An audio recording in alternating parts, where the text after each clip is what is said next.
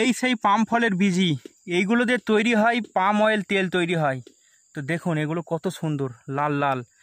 তো অনেক ভাই হয়তো মনে করতে পারে যে ভাই এগুলো তো মনে হচ্ছে খেজুর। তো ভাই হ্যাঁ, খেজুরের মতোই দেখতে, কিন্তু এগুলো খেজুর নয়, এগুলোতে তেল তৈরি হয়, ঠিক আছে, পাম অয়েল তেল তৈরি হয়, ঠিক আছে। এগুলোতে প্রচুর তেল আছে, প্রচুর তেল, দেখুন তেল আর তেল। আর এটা হলো গাছ, পাম গাছ। তো এই গাছের ফল হচ্ছে এটা পাম ফল।